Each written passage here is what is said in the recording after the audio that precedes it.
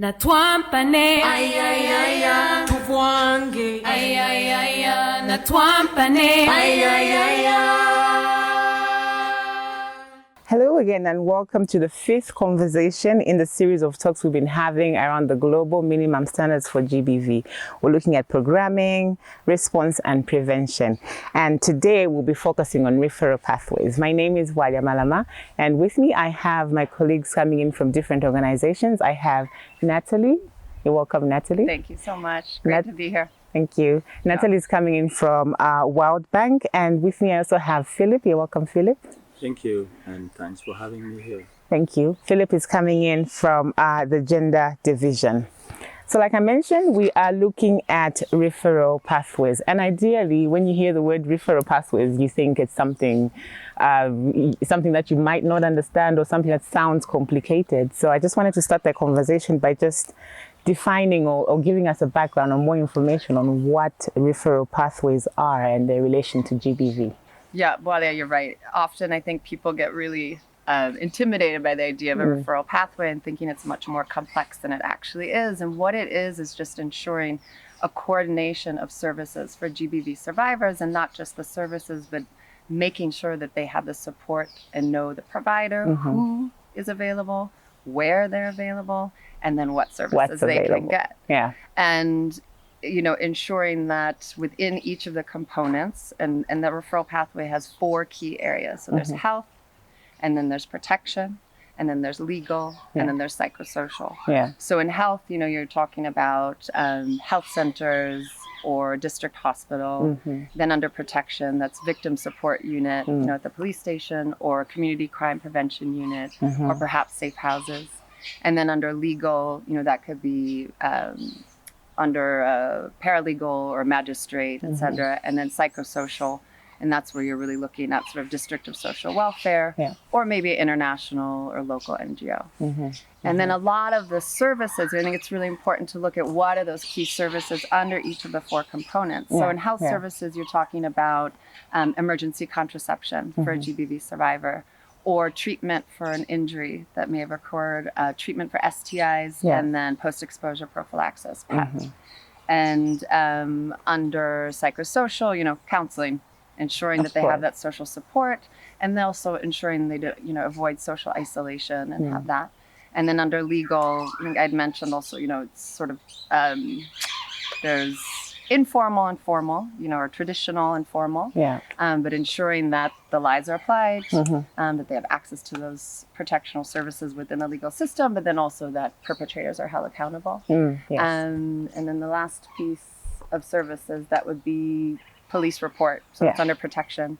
So you're ensuring that there's an investigation that occurs, but also that they have a safe place to be.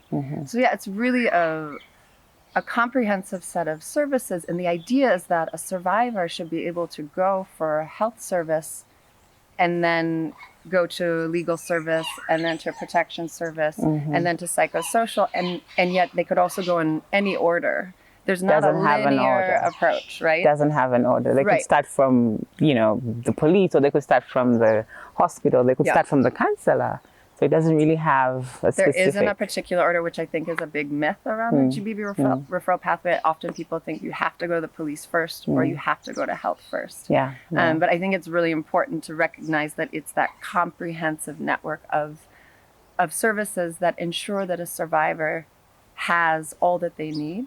And also that there's awareness amongst the other providers, so that they are talking with each other, they're coordinating so that a survivor doesn't fall through the cracks. So it's really important that everyone is sort of on the same page of what's available. Yeah.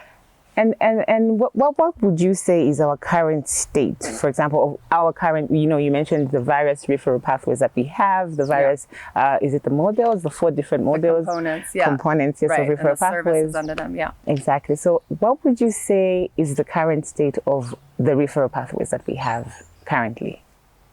Well,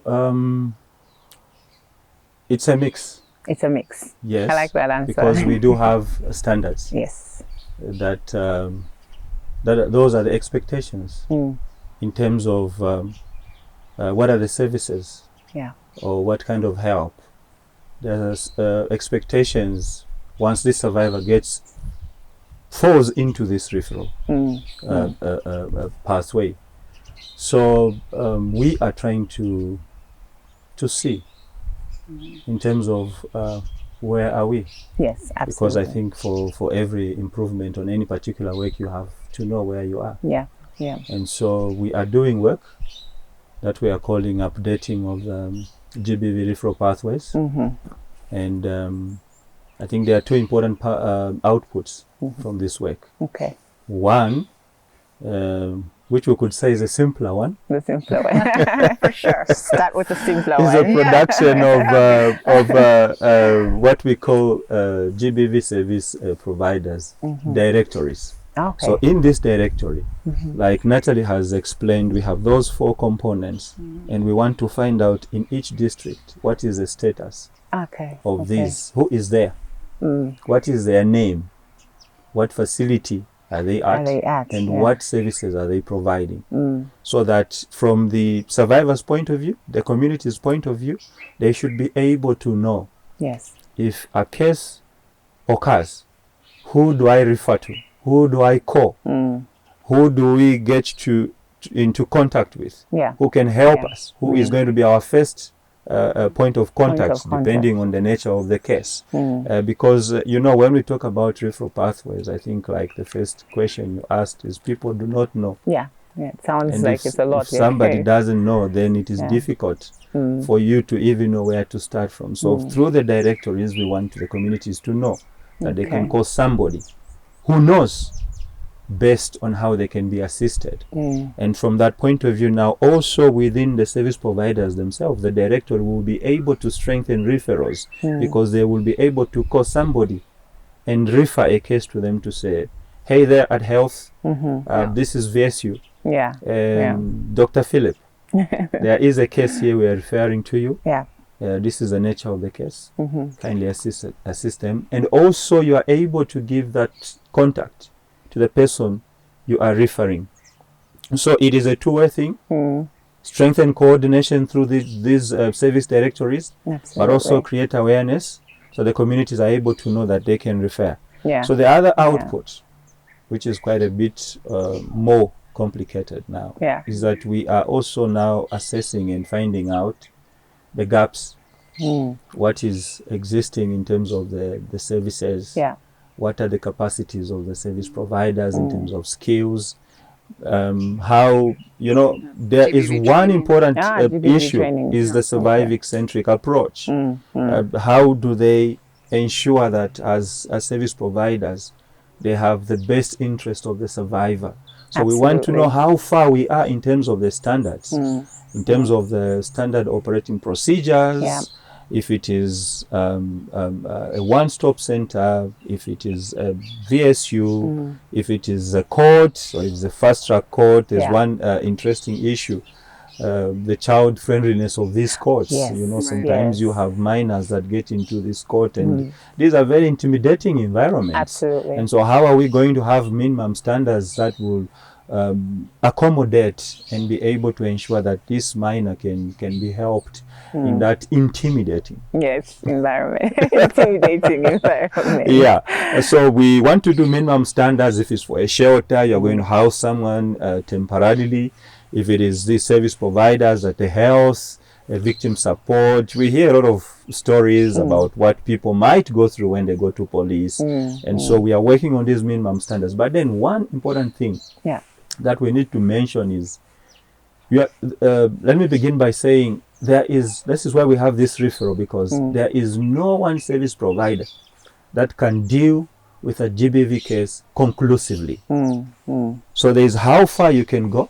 And once you reach that point, you need to refer to the next service provider who will pick it up, and then they also provide the service to how far they can go, and refer to the next. So let's take, this is a case of defilement. And once you've opened the choices available to the survivor, then they decide, okay, I want this case to be prosecuted. So the police can only go as far as doing the investigation, doing the docket.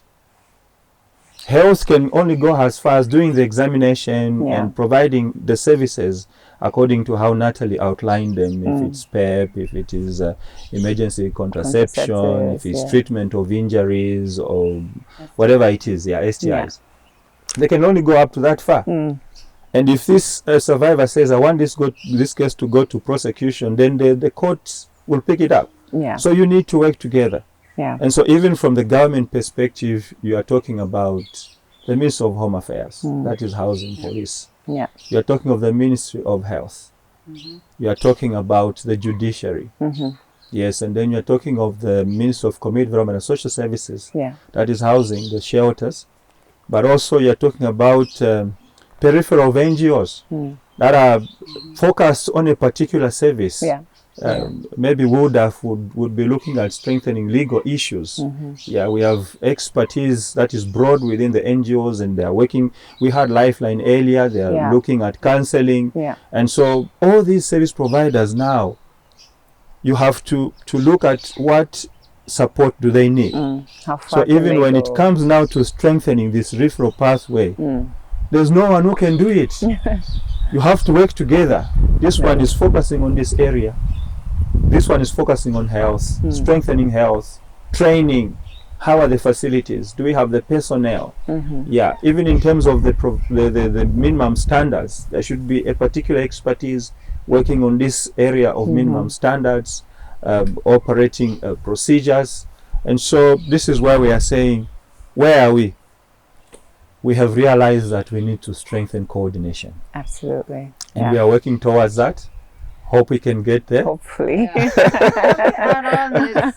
think with this training, with capacity building, it's an ever progressing area of investment, right? And part of what the work that Philip explained is we're seeing what we have, what we don't, but that's a huge opportunity to say, okay, this is a gap and this is something we can invest in. But also knowing that you do a training, it's not like a one-off training on minimum standards, for example. That could be an area to make sure that all providers, not all providers are aware of them, right? But that's just one step, and then you have to continue with follow-up in their particular component or a specific area. Then recognizing they might transfer to another district, and then that district may be left with someone the who gaps doesn't in have that staff expertise. retention. And it also shows perhaps in the training schools of where these different providers are coming from. Maybe we need to really look at the investment at the beginning. This shouldn't be something that's always supplementary. It's at the foundation and the base of what it means to be a nurse, what it means to be a police officer, whether or not you're in victim support unit, but ensuring that everyone really has awareness about GBV and survivor-centric approach, ensuring we do no harm to a survivor, and also just that they are fully supported through that coordination of the different components. It's so easy for a survivor to be discouraged. There's so much stigma and there's so much concern and probably fear. And so ensuring that really all those providers and community support systems are working together so that a survivor gets the support that they need. Absolutely. And that, ideally there's justice and that perpetrators are held accountable. So maybe one important thing I think people need to understand is that the one-stop center model brings the service providers, these 4 components in one place. Right. Physically, yes. Now, interestingly enough, what we realize is that religious leaders provide counseling. The only thing now we need to ask ourselves is, have we provided the kind of training that will help them? Because the one they are now counseling is different from the usual counseling, spiritual counseling that they provide. You did mention traditional leaders as well. And so what we are saying here is all these service providers are there. But what we want is, even if you are not sitting in the same place as in the one-stop center model, let's coordinate and still work together and ensure that the service is provided according to the standards and the expectations. Right, and ensure we build awareness capacity, particularly I think in districts that tend to be quite remote. Sometimes there's a little less investment, which I think is a real big concern. And something that I know we're all trying to address, but it's a constant process. We have to ensure that we don't kind of because it's far away or because it's less maybe populated, has less funding, whatever it may be, they shouldn't have less of a quality of service, right? So every district ideally would be at that minimum standard of coordinated service. Yeah. So that, again, investment in the capacity is massive, really important. Yeah. Thank you so much for this very, very interesting conversation. And I like how, you've brought in the fact that a referral pathway is pretty much a system of all various actors. And I think it's important that you've already begun to identify and work on the existing gaps, like, for example, bringing in the, traditional actors and the religious actors as well into contributing to this particular rich pathway. So thank you so much for taking the time, Natalie and Philip, to have this conversation with us. And I hope that our viewers were able to get one or two things from the interesting conversation and will be able to learn and be aware of where they would access the services through the various existing very rich referral pathway systems. Thank you so much again. Thanks. Thanks so much. Natwampane Tuvwange Natwampane